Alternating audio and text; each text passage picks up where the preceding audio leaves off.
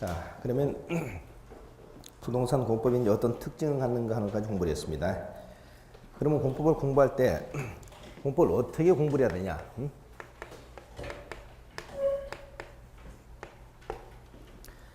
공부 방법은 말이죠. 첫째, 절대 단순하게 암기한다는 생각 좀 하지 마세요. 암기. 저는 수업 시간 여러분한테 뭘 암기하라는 얘기 하지 않을 겁니다.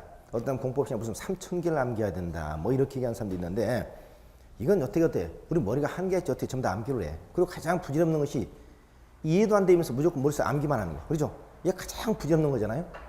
그리고 뭐 앞글자 따서 암기하고 뭐 첫자 따서 암기하고 뭐 이런 것들을 저는 사실 별로 좋아하지 않습니다. 올해 같은 문제 풀어보시면 그런 문제가 한 문제도 안 나와요.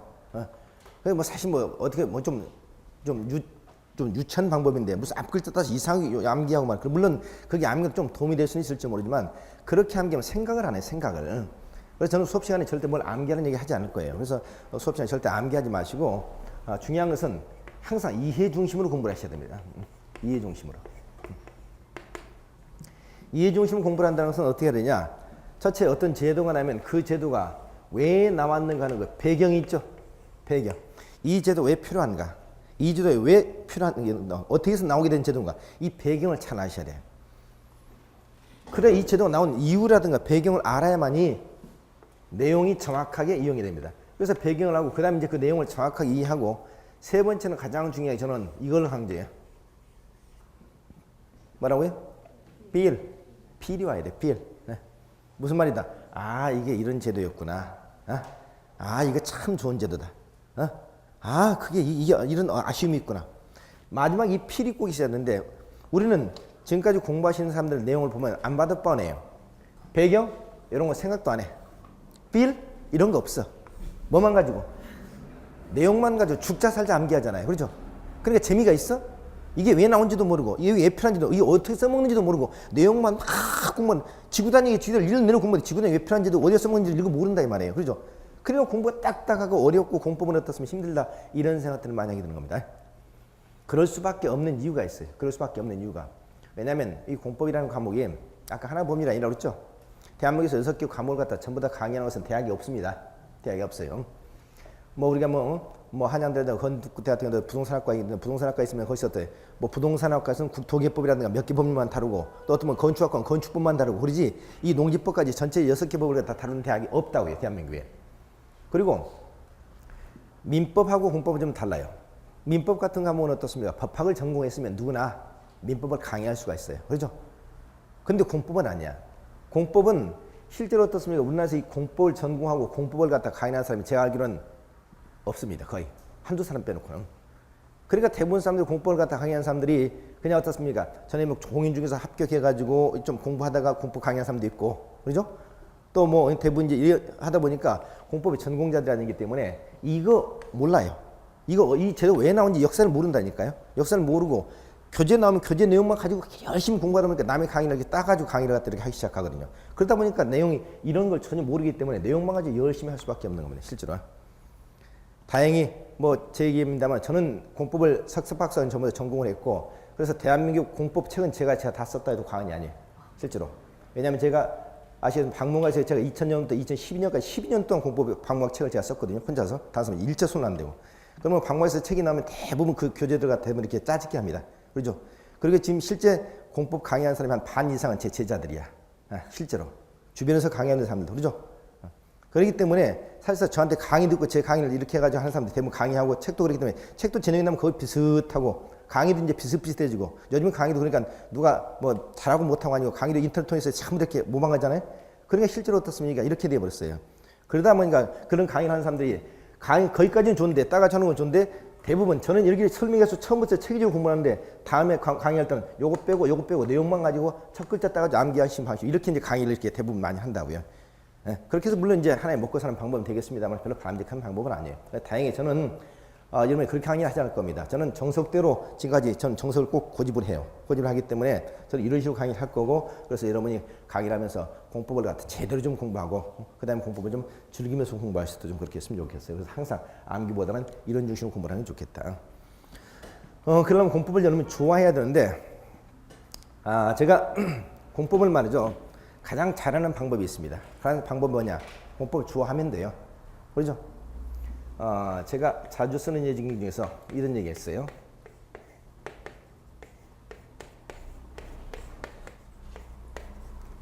호자.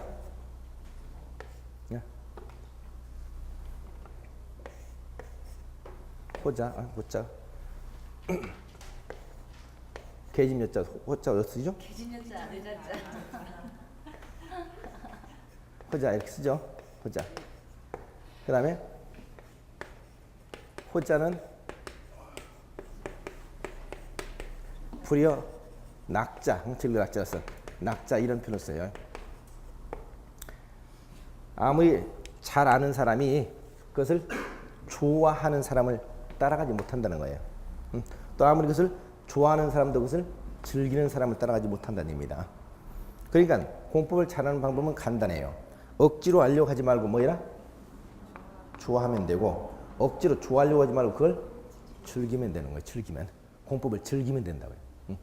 어떻게 공법을 즐기느냐? 여러분이 살다 보면 밖에서 만나는 게 전부 다 부동산이야. 딛고 있는 땅이 토지죠. 살고 있는 아파트, 부동산 맞죠? 그렇죠?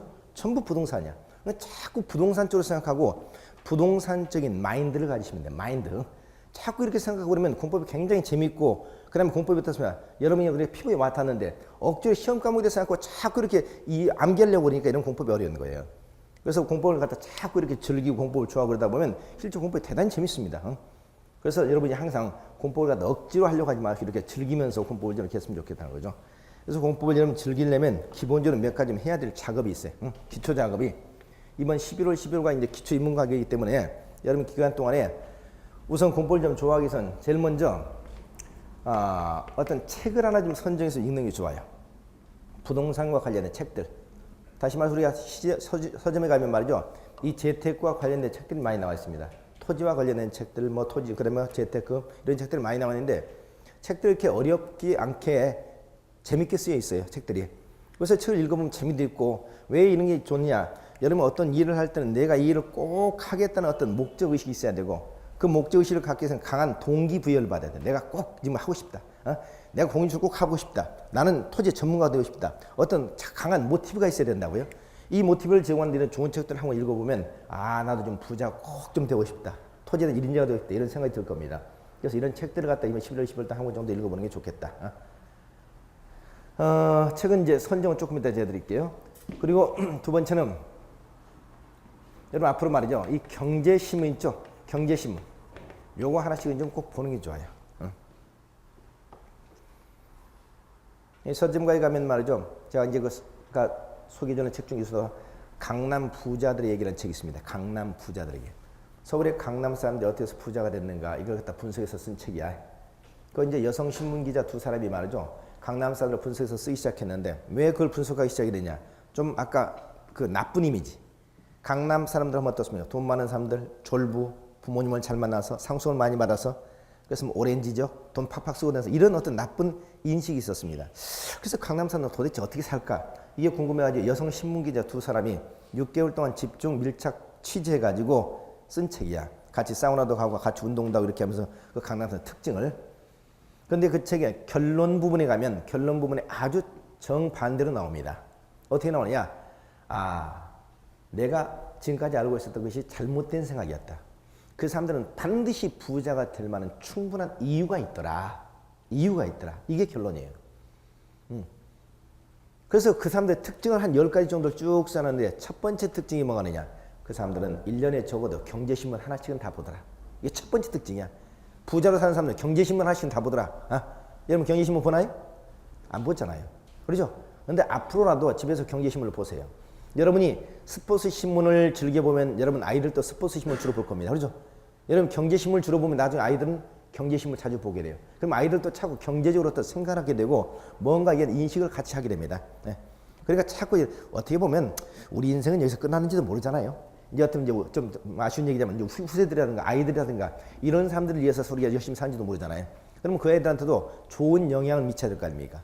그런 의미에서 우리가 항상 무엇은 경제적으로 생각하고 경제적인 마인드를 갖는 게 대단히 중요하거든요. 그래서 이 경제신문 하나 정도 꼭 있는 것이 자본주의 국가에서는 굉장히 중요하다. 여러 가지 이제 주옥 같은 정보들 얘기 들어가 있으니까요. 그 다음에 세 번째는 또 뭘로 하냐. 여러분 그 인터넷 있죠, 인터넷. 이 인터넷 사용을 많이 하셔야 돼요. 컴퓨터 사용을 많이 하셔야 된다. 물론 컴퓨터 다 사용하시죠. 근데 컴퓨터를 사용한다는 게 단순하게 무슨 뭐 하는 게 아니라 항상 인터넷 통해서 어떤 자료를 검색하고, 자료를 검색, 자료를 찾아보고 이런 연습을 자주 하셔야 돼요. 법제처에 들어가서 법을 찾아보시고, 국토교통부에 들어가서 국토교통 계획을 찾아보고, 서울시 홈페이지에 들어가서 서울시 기본계획을 찾아보고, 평택시에 들어가서 평택시 어떤 기본계획을 자꾸 찾아보고 검색하는 이런 능력을 기르어야 됩니다. 요즘에는 많이 안다는 게 내 머릿속에 많이 들어있는 게 많이 아는 게 아니야. 남의 머릿속에 있는 것을 얼마나 빨리빨리 끄집어낼 수 있냐, 이게 능력이거든요. 이걸 잘하는 사람이 정말 진정 능력 있는 사람이라고 그래. 그렇죠? 근데 내 머릿속에 들어있지도 못하면서 어떻게 어디를 찾아야 되는지도 모른다. 그럼 이 사람은 진짜 바보잖아요. 그렇죠? 그렇기 때문에 항상 어떻습니까? 중요한 것이 우리 인터넷 사용을 통해 자꾸 새로운 자료를 찾아보고 검색해보고 뭐 모르면 인터넷 검색해. 그렇죠? 이런 습관들이 있어야 됩니다. 그러면 우리나라 인터넷은 세계에서 제일 잘 되어 있기 때문에 웬만한 거 인터넷 통해서 99.9%가 다 해결이 돼요. 그래서 자꾸 이렇게 하셔야 돼요. 그래서 오늘 집에 가시면 말이죠. 여러분 다음에 들어가셔가지고 다음에 가면 제 카페가 있어요. 카페에 좀 가입을 좀 하세요. 다음 카페. 들어가셔가지고 그냥 다음에 들어가시고 그냥 뭐 요즘에는 뭐 주소 치고 그렇지 않아도 되죠. 간단하게 그냥 제 이름 석자만 치시고 공항표 치시고 엔터를 치시면 바로 밑에 카페가 뜰 겁니다. 주소가. 그럼 바로 들어가시면 돼요. 들어가셔가지고 거기에 가입하시고 가입 인사만 하시면 아마 등업을 해드릴 거예요. 그럼 거기에 필요한지 우리가 자료들 찾아보시고 여러분 공부하시다가 거기다 질문도 하시고 또 이제 앞으로 1년 동안 공부하시면서 계속 이렇게 이용해야 될 자료들이 거기 이제 많이 올라가 있으니까 여러분 참조하시면서 앞으로 자주 이용하셔야 될 거예요. 또 거기 보면 이제 부동산과 관련돼서 다음이라든가 네이버라든가 여기 올라가는 중요한 하루에 한두 개 정도 부동산 관련된 정보들이 있을 겁니다. 그런 것들 제가 이제 자료실에 항상 올려놓으니까 그럼 같이 보면서 자꾸 그걸 반복해서 보시다 보면 여러분이 부동산 전문가 될 수 있어요. 여러분도 나중에 여러분 뭐 사이트라든가 여러분 자료실 하나 만들어 놓고 부동산 관련된 새로운 정보들이 나오면 중요한 것은 자꾸 거기다 옮겨 놓고 자꾸 그걸 짜집기 하고 자꾸 반복해서 읽어보고 이렇게 하다 보면 여러분이 어떻습니까? 실제로 여러분 부동산 글을 쓰는 것도 그렇게 어려운 게 아니에요. 그래서 그런 연습을 자꾸 하셔야 됩니다. 그래서 여러분 그렇게 하시고요. 그 카페 들어가시면 그 게시판에 자유 게시판에 그 공지사항에 여러분 읽어야 될 책 제가 소개를 해놨어요. 거기에 보면 실무와 관련돼서 읽어야 될 책이었어요. 여러분보다 이제 여러분이 올해 이제 합격하신 선배들이 실무에 들어가기 전에 먼저 읽어봤으면 좋겠다는 책을 제가 한 10권 정도 소개해놨는데 그 중에 한두 권 정도로 선정해서 읽어보시면 좋습니다. 그 중에 제가 가장 권유하고 싶은 책 중에 하나가 한국 사람들의 땅 부자 얘기라는 책이 있어요. 한국 사람들의 땅 부자 얘기. 이 책은 우리나라에서 땅만 가지고 부자 된 사람들, 땅만 가지고 부자 된 사람들 얘기를 갖다 쭉 사례로 써놓은 책인데 굉장히 또 재미있어요. 재미있고 땅은 이 공법과 많이 관련되기 때문에 공법 관련된 기본적인 지식들도 거의 많이 나오게 되고 그래요. 그래서 여러분이 특히 이제 땅 쪽에서 관심을 가지고 부동산에 관심을 가지고 있다면 그런 책 한번 읽어보시면 좋겠습니다. 그래서 거기에 관련된 내용들. 그래서 여러분이 이런 기초 작업을 이렇게 하면서 11월, 12월 달은 부담 없이 공법과 좀 가까워지고 공법을 좋아하는 어떤 계기를 삼았으면 좋겠습니다. 그래서 공법을 꼭 여러분이 이렇게 좀 공부를 하시라는 겁니다. 그러면 공법이 말이죠. 실제 출제 범위를 한번 보시면 출제 범위. 공법은 출제 범위가 총 6개 법률입니다. 아까 150여 개 법률에서 6개 법률만 출제가 돼요. 6개 법률인데 그 6개 법률을 보면 제일 먼저 나오는 법률이 국토의 계획 및 이용에 관한 법률입니다. 국토의 계획 및 이용에 관한 법률. 여러분 그 제1장에 나와 있는 것이죠. 그럼 국토의 계획 및 이용에 관한 법률은 어떤 법이냐? 여기 국토란 얘기 나오죠. 국토. 자, 수업 시간에 여러분과 제가 앞으로 많은 약속들을 하게 될 겁니다. 약속. 그 약속을 잘 지키셔야 돼요. 그래야 공법을 잘해요. 앞으로 국토라는 얘기가 나오면 국토는 항상 어딜 얘기하냐? 전국을 말합니다. 국토는 전국을 말한다. 어떤 특정 지역을 가리켜서 국토라고 하지 않습니다. 전국을 얘기할 때는 항상 우리가 국토라는 표현을 써요. 그럼 이 법은 전국 국토에 관해서 적용되는 법률입니다. 즉 전국의 토지에 관해서 적용되는 법률이 딱 하나 있는데 이게 바로 국토계획 및 이용하는 법률이에요. 그러니까 이건 국토 전반에 걸쳐 적용되는 법률이고 내용은 크게 두 가지네. 계획과 이용이죠.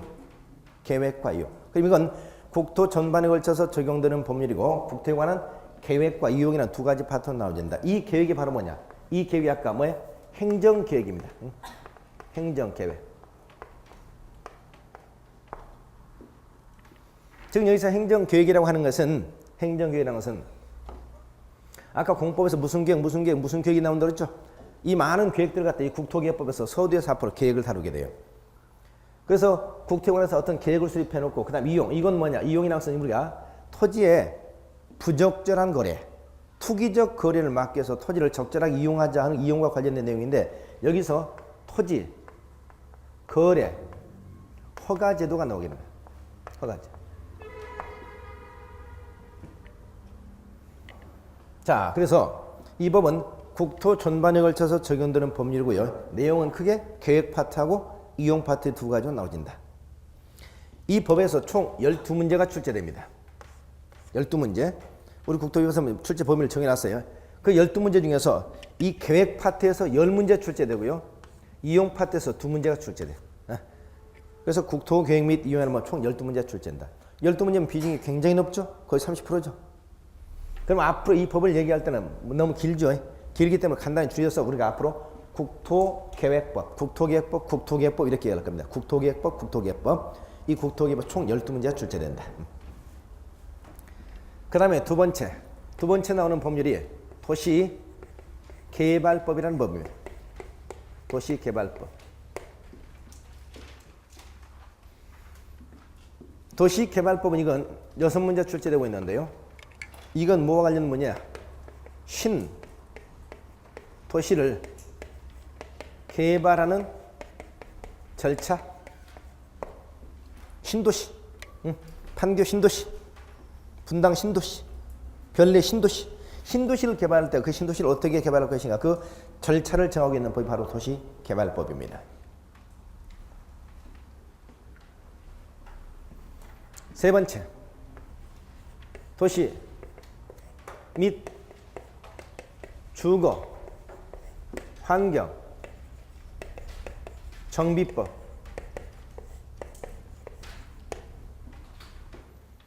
도시 및 주거환경 정비법입니다. 이 법에서 역시 6문제 출제되고 있는데요. 이건 간단하게 정비법이라고 얘기하죠. 정비법. 뭘 정비한다? 환경을 정비해요. 무슨 환경? 주거환경, 도시환경. 도시환경, 주거환경. 이 도시환경과 주거환경을 정비하기 위해서 만들어낸 법률이고 간단해서 얘기할 때 그냥 정비법이라고 얘기를 하고 도시정비법이라고 얘기를 하고 그냥 더 줄여서 그냥 도정법 이렇게 얘기한다. 그냥 도시정비법, 보통 이렇게 도시개발법, 도시정비법. 이건 어떤 거다? 이건 주로 재개발이라든가 재건축, 재개발이라든가 재건축의 절차, 재개발이라든가 재건축 같은 절차 등을 정하고 있는 법률, 이게 우리가 도시정비법입니다. 이게 6문제 출제돼요. 그 다음에 네 번째는 건축법입니다.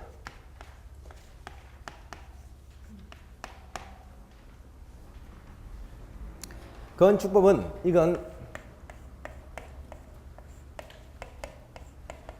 건축물의 건축 절차,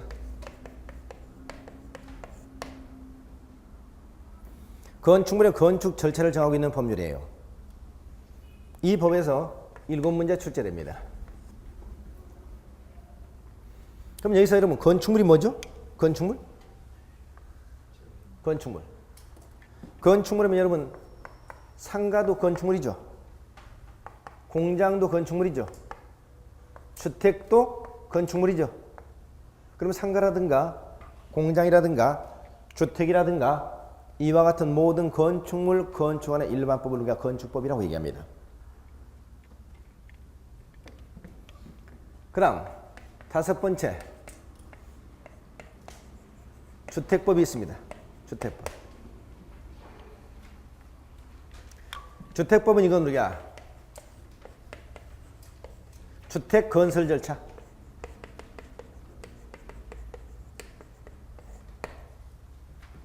주택의 건설 절차.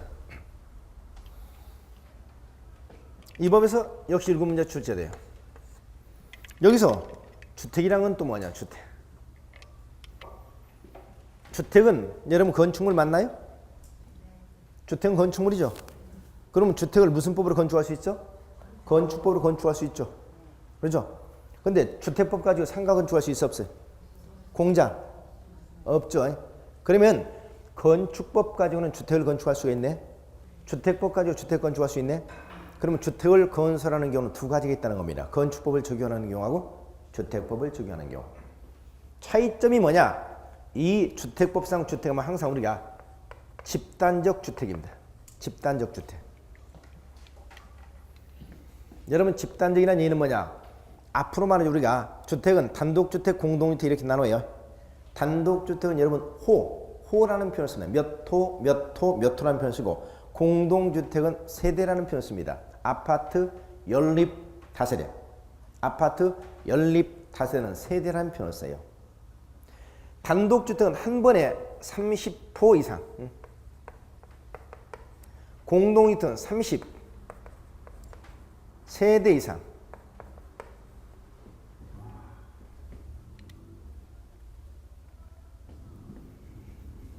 단독주택은 한 번에 30호 이상, 공동주택은 한 번에 30세대 이상.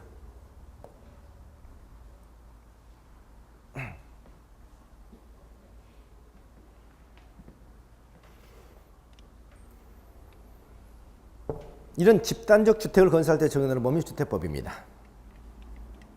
그러면 무슨 말이냐? 자, 여러분이 단독주택을 건설하는데 한 번에 건축하는 단독주택 호수가 30호 미만, 즉 29호까지는 무슨 법? 건축법 적용이에요. 예?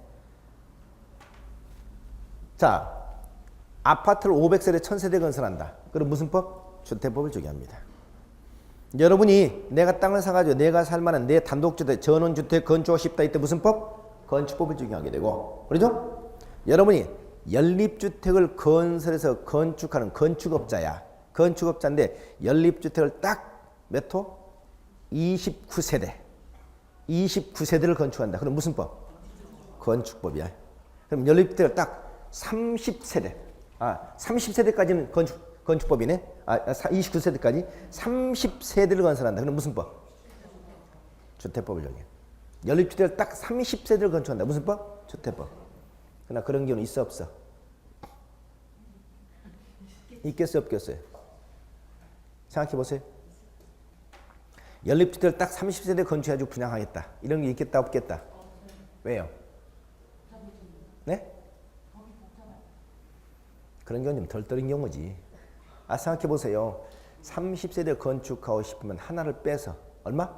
29세대 건축하면서 간단하게 건축법을 해쳐버리지. 그러죠? 30세대부터는 주택법적인 절차가 복잡해진다고요. 복잡해. 그러면 하나를 빼가지고 29세대 건축하든가 아니면 차라리 500세대, 1000세대 건축하든가 그러지 30세대 건축하는 머리가 덜 떠있다는 얘기잖아요. 그렇죠? 생각을 하시라고 하시. 그렇죠? 그러니까 우리가 이렇게 정확히 29세대 밑에까지는 건축법을 적용한다. 아파트 건설업자를 주로 주택법 적용한다. 그래서 건축법은 모든 건축물 건축하는 일반법이고 주택법은 건축물 중에서도 주택 중에서도 집단적인 주택을 건설할 때 적용하는 특별법이 주택법이다. 그래서 주택법을 적용하는 경우가 훨씬 더 절차가 복잡하다. 그래서 이건 일반법, 이건 특별법 이렇게 얘기합니다. 그 다음에 6번째. 농지법이 있습니다. 농지법. 농지법은 농지, 토지 중에서 오직 농지라는 토지에 관해서만 적용되는 법률이 농지법입니다. 이 농지법에서 두 문제가 출제됩니다. 두 문제.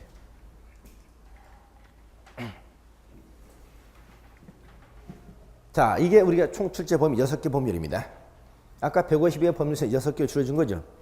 전에는 9개 법률이 출제됐었거든요. 근데 워낙 범위가 넓다고 자꾸 이제 우리가 이제 이렇게 하니까 3개를 빼서 지금 6개 법률이야. 근데 6개 법률, 요것도 워낙 많아. 요것도 그러죠. 딱 진짜 하나만 봤으면 좋겠어. 이 중에서 법을 하나만. 국토개법 하나만 본다 내가 그렇죠. 그래서 이 법은 6개 법률 이렇게 출제만 딱딱 정해져 있기 때문에 그래서 이건 뭐죠? 국토 전반에 걸쳐서 적용되는 법률이기 때문에 출제 범위가 가장 높다. 그다음에 신도시를 개발할 때, 이건 재개발 재건축할 때, 이건 건축물 건축, 집단적인 주택, 농지 이렇게 하시면 되겠고. 그러면 출제 범위를 딱 보니까 우리는 어떻게 공부해야 되겠는가 하는 감이 잡히죠. 국토개법은 어떻게 공부해야 된다? 마르고 탈토록 해야 되겠다. 12문제니까. 그렇죠? 농지법은 무시해버리자. 두 문제니까 한 문제 반만 맞춘다는 전략으로, 그러죠? 한 문제 정도 맞추는 전략으로 가시면 돼. 농지법은 또 법조문은 굉장히 많아요. 근데 우리가 사실 농지법까지 가지고 실기할 시간이 없다고요. 그래서 농지법은 보통 우리가 본 진도에서는 거의 다루지 않습니다. 다루지 않고 나중에 우리가 요약집이라든가 특강이라든가 할 때 이것만 가지고 정리하고 문제 푸는 해도 농지법은 크게 틀리질 않아요. 또 농지법은 출제법은 몇 가지가 딱 정해져 있기 때문에 그 부분만 잘 정하면 크게 틀리지 않습니다. 그래서 농지법은 보통 본 교재에서 본 내용에서는 주로 다루지 않고 보통 이 5개 보면 여기까지 이렇게 해가지고 보통 우리가 2개월 코스를 진행하게 됩니다. 근데 이 5개 범위도 굉장히 내용이 많아요. 그러니까 정상적으로 전에 이제 우리가 강의할 때는 서울에서도 우리가 좀 체계적으로 강의할 때는 보통 여기까지 하면 보통 12주 13개월 걸리거든요. 그러면 한 3달 코스잖아요. 그렇죠? 정상적으로는 3달 코스 걸려야 돼. 근데 요즘은 보통 진도 이제 2개월 내에 진도를 갖다 맞춰야 되는 강의에 이렇게 빠르게 진행되기 때문에 내용을 좀 많이 빼면서 사실 조금 이렇게 속성으로 요즘에는 뭐 이렇게 진행. 그래서 강의 자체는 자꾸 이제 쉽게 자꾸 요즘에 이렇게 경향이 이렇게 자꾸 흘러가요. 근데 바람직한 건 아니에요. 올해 같은 건 문제 쉽게 가지고 올해 문제 풀어? 올해 문제 거의 어떻습니까? 쉽게 가지고 공부를 풀지를 못했어요. 그러니까 올해 같은 경우는 단순 암기준식 공부했던 공법에서 전부 다 어떻습니까? 나가 떨어진 거잖아요. 그런데 이제 학생들도 옛날 같지 않고 공부를 많이 하려고 하잖아. 옛날에는 일요일날만 다 보강하고 공법을 그죠? 일요일날만 다 보고 하루 종일 보강하고 이렇게 강의를 많이 해서 사실 이렇게 했는데 옛날은 그걸 좋아하는데 요즘에는 많이 하면 싫어해. 강의 시간도 길게 하면 싫어하고 그러죠? 그러나 학원 입장에서 마찬가지로 이제 좀 쉽게 하면서 강의를 적게 이렇게 이제 차고 가는 방향으로 차기를 흘러. 그래서 저는 바람직한 방향은 아니라고 보는데 그러다 보니까 오히려 이제 정통파들보다는 오히려 어떻습니까? 좀 간당하게 이렇게 하는 사람들 많이 이제 선호한 이런 경우는 많이 흘렀어요. 근데 올해 같은 경우 문제 이렇게 나오니까 또 어떻습니까? 이제 사실 이제 피를 많이 봤죠. 그래서 일단은 이 5개 범위를 가지고 2개월 코스 마치게 되는데 그래서 보통 이렇게 진행할 거야. 국토개법, 도시개발법, 도시정비법, 건축법까지 하고 주택법을 보통 다음 달 하나 넘겨가지고 이렇게 하고 그 다음에 국토개법, 도시개발법, 도시정비법, 주택법을 집어넣고 건축법을 다음 달 하나 이렇게 넘기고 그 다음 세 번째 코스는 이 2개를 갖다 다 하고 이런 식으로. 그러니까 우리가 11월, 10월 입문 강의이기 때문에 상관이 없고 1월, 2월, 3월, 4월, 5월, 6월 세 번 진도가 들어갑니다. 본 교재가 3번. 그러면 1월, 2월, 3월, 4월 과정은 보통 우리가 기본 이제 이론 강의라고 그러거든요. 5월, 6월 달은 이제 심화 과정이야. 깊이. 그럼 5월, 6월 달은 굉장히 심도 있는 강의이기 때문에 그때 이제 과감하게 안 중요한 빼버려 중요한 내용 중심으로 이렇게 돌아가기 때문에 그때는 크게 이제 중요하지 않고 그래서 이 2개 아까 2가지가 이제 1월, 2월, 3월, 4월 강의에서는 하나 법 들어갔더니 뒤로 넘겨가면서 법이 다 끊어지기 때문에 이렇게 해서 우리가 2개월 동안의 코스를 마치게 될 겁니다. 그래도 굉장히 공법이 해야 될 내용이 참 많아요. 자, 이게 이제 전체 출제 범위니까 이렇게 보시면서 여러분이 기억을 하시면 되겠어요.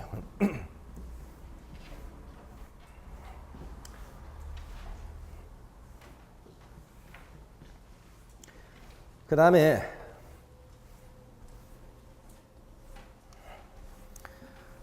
기본적으로 여러분 말이죠. 공법을 공부할 때 가장 어려운 게 뭐냐? 이 행정관청입니다. 행정관청.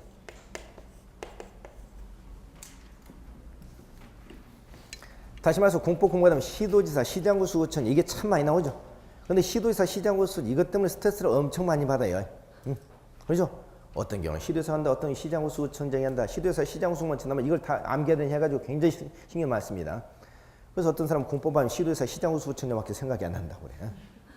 잠자다 꿈에서도 그냥 시도지사, 시장구, 수구청장 막 이렇게 생각나는데 근데 사실은 시도지사, 시장구, 수구청 그게 어려워해야 할 문제가 아니에요.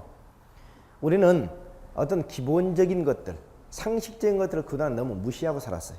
무시하고 살다 보니까 너무 당연한 것들 우리가 모르는 경향들이 많아요.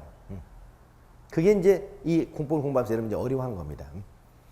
우리나라가 지금 이제 지방자치제가 실시된 지 벌써 20년이 넘었잖아요. 지방자치제가 실시가 된 지. 지방자치제를 20년 이상 해갖고 4년마다 한 번씩 선거를 하는데 우린 지금도 지방자치단체가 뭔지 지방자치단체 장이 누구를 얘기하는지 이걸 모르고 있다니까요. 그러니까 이게 자꾸 어려운 거야 이게. 그죠? 맞죠? 그래서 오늘 우리 행정관청을 좀 정리해 줄 겁니다. 우리나라는 위에 뭐가 있다? 위에 중앙정부가 있어요. 중앙정부. 우리나라는 중앙집권제가 아니잖아요. 지방자치제지. 지방에 뭐가 있다? 지방정부가 있죠. 지방정부를 뭐라 해요? 지방자치단체라고 그래요. 지방자치단체. 그러면 중앙정부에는 중앙행정관청이 있겠죠. 중앙행정관청. 이 중앙행정관청에 장들이 있습니다. 중앙행정관청의 장, 행정관청.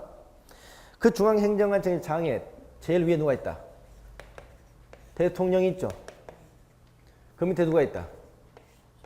국무총리 있죠. 그 다음에 뭐가 있어요? 장관이 있죠. 이런 사람들 보통 우리가 뭐라고 해요? 중앙행정관청의 장. 뭐라고요? 중앙행정관청의 장이라고 합니다. 중앙행정관청의 장. 그런데 우리 공법에서 적어도 대통령하고 총리는 단 한 번도 나오지 않아. 워낙 바쁘니까. 그럼 공법 시간에 나오는 최고 중앙행정관청의 장이 누구냐? 장관입니다. 그러면 공법에서 나오는 중앙행정관청의 장관은 이런 사람들 나와. 첫째 누구? 국토교통부 장관. 그 다음에 농지법에 가면 뭐예요? 농림축산식품부 장관. 또는 뭐 해양수산부 장관. 이런 사람 정도, 세 사람 정도 나옵니다. 그럼 농지법에서는 최고 중앙행정관청이 누구? 농림축산식품부 장관이에요. 나머지 법에서는 전부 거의 국장입니다. 그러면 이것도 이제 사실 무시하시면 되고 여기는 크게 이제 무시하시면 되고 중요한 것은 우리나라의 중앙행정관청의 장 그럼 누구다? 국장, 해양수산부 장관, 또 누구? 국방부 장관, 그죠? 문화체육관광부 장관 이런 사람은 중앙행정관청의 장, 중앙행정관청의 장이라고 한다. 그중에서 공법에서 가장 일반적인 중앙행정관청의 장이 업무의 특성상 주로 누구다? 국장이다 이렇게 이해하시면 돼요. 그러면 지방자치단체가 있습니다. 지방에는 자 우리나라 지방자치단체에 있는 지방자치단체 종류는 크게 두 가지 있습니다. 무슨 단체 있죠? 뭐라고요? 네, 광역 자치단체가 있고 기초 자치단체가 있어요. 광역 자치단체, 기초 자치단체가 있다.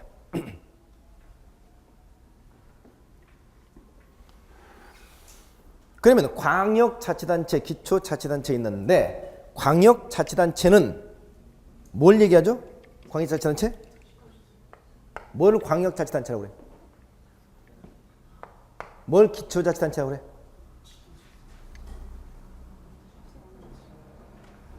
광역자치단체가 뭐냐고요? 광역자치단체 뭘 얘기해? 에? 기초자치단체가 뭘 얘기해? 광역자치단체는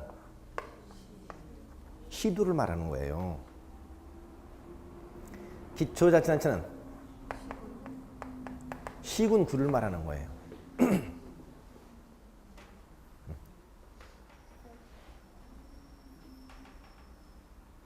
고등학교쯤 다니는 아들이 있으면 물어보면 잘 알아요. 그래도 사회시간은 정칭이시면 광역자치는 시도, 기초는 시군구를 말합니다. 그런데 이게 중요한 게 아니라 이게 뭘 의미하는 걸 잘 기억하셔야 돼요. 시도는 앞으로 우리나라의 시도의 종류가 몇 가지냐? 광역자치단체 시도의 종류가 몇 개 있을까요? 네? 네, 종류가 광역자치단체 시도의 종류는 몇 가지가 있어? 특별시, 광역시, 특별자치시, 세종시, 그 다음 특별자치, 도, 제주도, 그리고 도. 이 5개를 시도라고 합니다. 다시 특별시, 광역시, 그 다음에 누구? 특별자치시, 제주도, 그 다음에 누구? 시도니까 그죠? 이 5개를 광역자치단체라고 그래요. 그러니까 우리나라의 광역자치단체의 종류는 시도는 총 5개가 있는 겁니다. 시도. 이 5개는 전부 다 같은 급이야. 아셨죠? 이 밑에는 뭐가 있어? 시군구 기초자치단체가 있어요.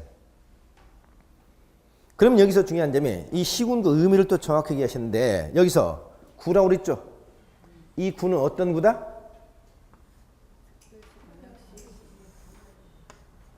특별시, 광역시 있는 구를 말하는 거예요. 자, 서울특별시에 구가 몇 개 있죠? 25개 구가 있죠? 네. 부산광역시에 15개 구가 있습니다. 울산광역시에 4개 구가 있죠? 이런 특별시나 광역시에 있는 구를 자치구라고 하는 거야. 자치구. 아셨죠? 이 구청장은 여러분 손으로 직접 선거한 거야. 그런데 구 중에는 이 구 말고 자치구 아니고 안자치구가 있어. 안자치구. 자, 시 있죠, 시. 보세요. 이렇게 시 공부할 때 이 시는 어떤 시는? 이 시하고는 달라요. 이 시는 도 앞에 있는 시는 도하고 같은 급이죠. 이 시는 구와 구가 같은 급이죠. 이 시는 특별시, 광역시, 특별자치시가 아닌 시를 말하는 거야. 아닌 시. 그렇죠? 수원시, 성남시, 고양시, 용인시. 그렇죠? 이 시가 인구가 50만이 넘을 때 그 시를 우리는 무슨 시라고 하냐? 앞으로 대도시라고 그래. 인구 50만이 넘는 시를 뭐라고 한다? 대도시. 그러니까 시, 군구 이렇게 하면 이 시에는 대도시도 포함되어 있죠. 대도시도 여기 들어간다고요. 그러나 대도시를 따로 이제 또 떼어놓으면 이때 이제 시는 대도시가 아닌 나머지 시를 얘기하는 겁니다. 아셨죠? 그냥 시, 군구 할 때는 대도시도 포함돼요. 그럼 인구 50만이 넘는 대도시는 구를 둘 수가 있어요. 구. 상식적으로 기억하세요. 인구 50만이 넘는 시는 구를 둘 수 있는데 인구 25만 단위로 구를 하나씩 둡니다. 인구 100만이면 구가 몇 개? 4개 보통. 이렇게. 부산광역시가 어떻습니까? 인구 400만이죠. 그래서 15개 보통 이렇게 나온 거야. 그러면 그 인구 50만이 넘는 시에 두는 구는 자치구가 아니야. 자, 수원시 영통구, 성남시 분당구, 고양시, 일산, 동구, 서구 이런 구 있죠? 이런 구는 뭐가 아니다? 자치구가 아니라고요. 그러면 그 구청장은 임명직이야, 임명직. 예. 그러니까 시군구 할 때 이 구는 항상 무슨 구를 말한다? 자치구를 말한다는 거. 자치구를 말한다는 거 꼭 기억하셔야 됩니다. 어디? 특별시, 광역시 있는 구를 말한다. 됐죠? 그러면 시군구가 이제 이렇게 여기에 이제 붙여서 지방자치단체 장 이런 표를 쓰또 지방자치단체 장 하면 누군다? 시도 뭐예요? 시도 지사, 시장군수 구, 청장을 보통 기초자치단체 장이라고 하는 겁니다. 그러면 기초자치단체장은 전부 다 우리 손으로 뭐 한 거다? 직선한 거야. 이게 자치권이 있는 자치단체장입니다. 그럼 보세요. 우리나라는 중앙정부가 있고 보세요. 지방정부가 있죠. 지방정부 광역자치단체 있죠. 광역자치단체장 밑에는 누가 있는 거야? 기초자치단체장이 있는 거죠. 자, 그럼 보세요. 특별시, 광역시 밑에는 누가 있어? 구청장이 있어. 그 다음에 여기 도 밑에 누가 있어? 시장군수가 있는 거예요. 자, 특별시, 광역시에는 구가 있고 도 밑에 누가 있다? 시군이 있는 거라고요. 아셨죠? 그런데 여기 세종시 있죠? 세종시 밑에는 기초자치단체 있을까요? 없을까요? 없습니다. 세종시 밑에는 기초자치단체 장이 아예 없어요. 세종시 밑에는 구나 군이 없다고요. 그 다음 제주도의 행정구역은 어떻게 됐을까요? 제주도에 군이 있다 없다? 원래 제주도에 남제주군, 북제주군이 있었습니다. 그런데 제주를 특별자치도로 승격시켜주면서 남제주군, 북제주군을 없애버렸습니다. 그러니까 제주도는 군이 없습니다. 그러면 제주도에는 시는 있을까요? 없을까요? 시? 있습니다. 무슨 시? 제주시, 서귀포시가 있습니다. 제주시, 서귀포시. 그런데 제주시, 서귀포시는 원래 시하면 여기 들어가야 되잖아요. 그런데 제주시, 서귀포시만큼은 우리나라 시 중에서 유일하게 자치권이 없습니다. 왜? 제주도지사에게 모든 권한을 다 줘버리면서 서귀포시장, 제주시장은 자치권을 주지 않아요. 그러면 우리나라에서 시장 중에서 제주시장, 서귀포시장만큼은 제주도지사 임명직입니다. 직선이 아니야. 그래서 우리는 제주시장, 서귀포시장을 앞으로 뭐라고 하냐? 물리시장이라고 그래. 물리시장. 에? 임명직이다. 그러죠? 그러니까 제주시장, 서귀포시장 자치권이 없어요. 자, 그럼 보세요. 결국 특별자치시, 세종시에는 기초자치단체가 없네? 제주도에 기초자치단체 있다 없다? 없잖아요. 서귀포시장, 제주시장이 여기 안 들어가니까. 그럼 어때요? 자, 앞으로 어떤 권한을 누가 갖느냐? 어떤 권한을 누가 갖느냐? 항상 이 중에서 하나 갖는 거야. 누가? 국장이 갖던가. 그죠? 아니면 광역자치단체 장이 갖던가. 아니면 기초자치단체 장이 갖던가. 이렇게 갖는 겁니다. 같이는 못 가죠. 야, 특별시장이 가지면서 구청장이 갖는다. 이런 경우는 없어요. 특별시장이 갖던가 구청장이 갖던가. 도지사 같던가 시장군수가 갖던가. 그죠? 시장군수가 갖는다. 그럼 누구는 못 갖는다? 도지사가 안 간다는 얘기고 구청장이 갖는다 그럼 누가 안 갖는다? 특별시장, 광역시장이 안 갖는다는 거야. 아셨죠? 근데 항상 어떤 권한이 나오면 권한을 누가 갖냐면 시도지사, 시장, 요거 이렇게 암기하지 마시고 광역자치단체 장애 권한이라는 얘기구나. 기초자치단체 장애 권한. 요걸 머릿속에 항상 생각하시라고. 예? 그럼 보세요. 우리나라에서 권한을 누가 갖는다? 시도지사가 갖는다. 그럼 누가 갖는다는 얘기야? 누가? 광역자치단체 장애 갖는다는 얘기입니다. 이해했죠? 특별시, 광역시에서 누구? 특별시장, 광역시장. 특별자치시, 특별자치도시, 특별자치시장, 특별자치도지사. 도에서는 도지사가 갖는다는 얘기입니다. 반면에 시장구 수구청장이 갖는다. 그럼 누가 갖는다는 거야? 기초자치단체 장애 갖는다는 거죠. 그럼 누구는 못 갖는다? 광역자치단체 장애 권한이 아니라는 얘기입니다. 권한과 서로 같이 가질 수는 없잖아요. 그렇죠?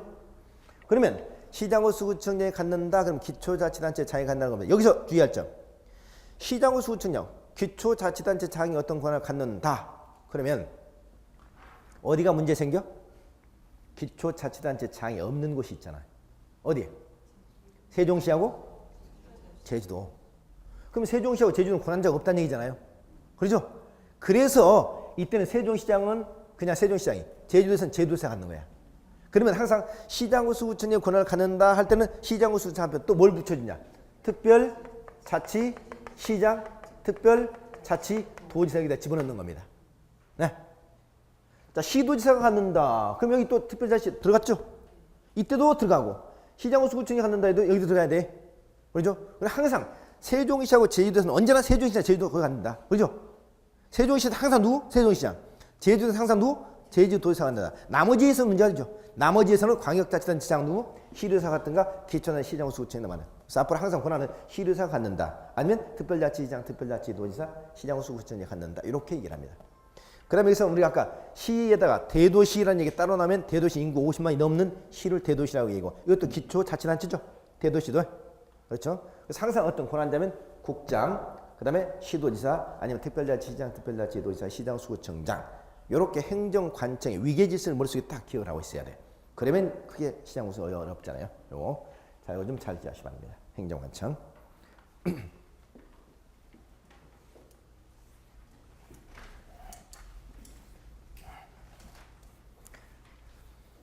그 다음에 말이죠. 하나만 더.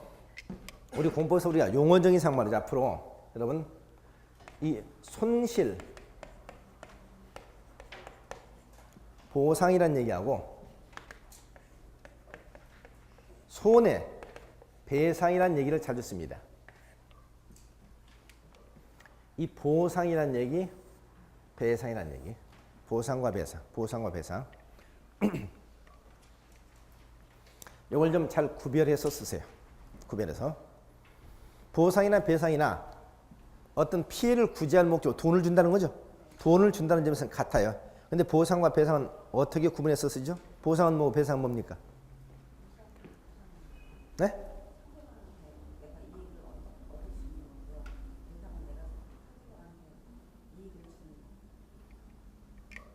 맞나요?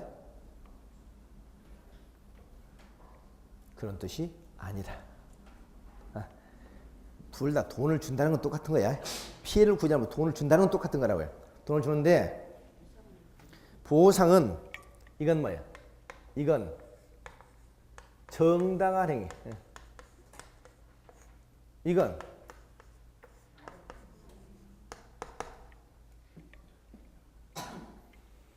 적법한 행위에다 돈을 지급할 때 보상이라고 얘기하고 위법, 불법 행위에다 돈을 지급할 때 우리가 배상이라고 얘기합니다. 자, 그러니까 상대방이 말이죠. 중앙선을 침범해서 내 차를 들이받았어요. 들이받았으면 여러분이 내려가지고 뭐라고 해야 돼? 당장 뭐라고 해야 돼? 보상하라고 해야 돼? 배상하라고 해야 돼? 보상, 배상. 상대방이 중앙선을 침범해서 내 차를 들이받은 것은 민법 제750조 고의 또는 과실에서 타인에게 피해를 입힌 행위죠. 불법 행위잖아요. 그럼 뭐 하라고 해? 배상하라고 그래야 돼요. 근데 차 문을 열고 탁 내려산다니 너 당장 보상해 그러잖아요. 보상해. 그러면 상대방이 다행히 의미를 모르고 있었으면 다행인데 의미를 알고 있으면 가만히 생각하고 가만히 있어봐라. 내가 중앙성을 침범해서 지 차를 들이받았는데도 불구하고 나는 아무런 잘못이 없다는 얘기네. 그 대신 미안하니까 돈이나 몇 푼 주고 가라 이런 뜻이 돼버리잖아요. 그렇죠? 전혀 의미가 달라버리잖아요. 형사 책임 문제거든. 그래서 보상과 배상을 분명히 구분해서 쓰셔야 됩니다.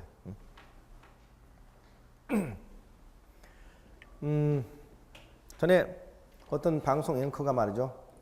이런 얘기를 했어요. 일본 정부는 위안부 사태에 대해서 위안부 문제에 관해서 보상을 해야 된다. 이런 표현 보상을 해야 된다. 이 보상이 자꾸 나오죠. 이런 표현 쓰면 돼야 안 돼? 바로 잘렸잖아요. 그렇죠? 얼마나 심각한 얘기입니까?